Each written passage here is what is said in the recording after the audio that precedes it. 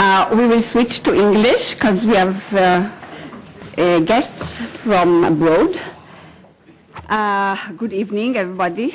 I'm Dr. Esther Webman, and I had the Zeev desk for the study of tolerance and intolerance in the Middle East.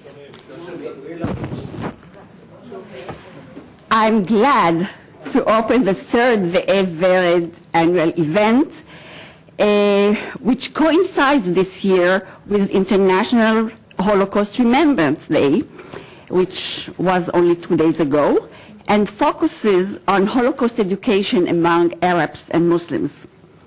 Holocaust education is not only a means to combat denial, but is definitely a means to create tolerance and promote human rights and understanding of the other. I'm often asked, where do you find tolerance in the Middle East? Indeed, my hands are full with intolerance, but I feel that it is my duty to look hard for signs of tolerance, and they can be found.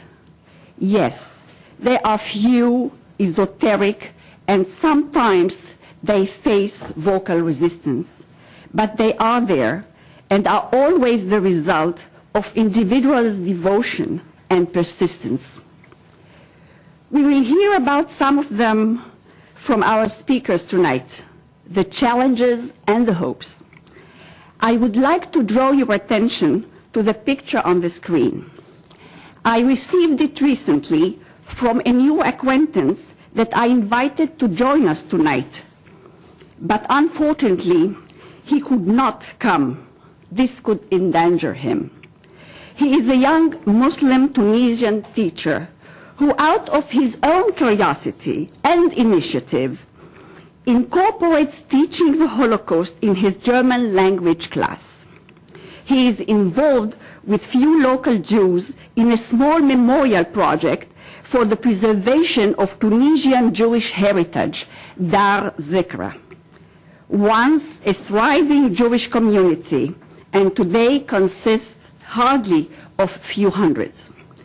Despite the present intolerant atmosphere in Tunisia, you can see him here in the picture trying to interest Muslim Tunisians in the exhibit of Jewish life. And the inscription is, "It's a great experience to learn about the history of Jews and the Holocaust, to learn how to teach tolerance. The youth are the future of the country. If you teach youth, then in a few years there will be more tolerance." The desk last year organized and shared several events. One of them was a lecture by a Turkish scholar whose work deals with the Turkish attitudes towards Jews fleeing Nazi persecution. He spoke on anti-Semitism in Turkey in the last decade under the Islamist government of Tayyip Erdogan. Although he acknowledged the rise of anti-Semitic manifestations, he insisted that the Turkish people are not anti-Semites. The desk also took part in the Cantor Center's biennial international conference in Warsaw in October.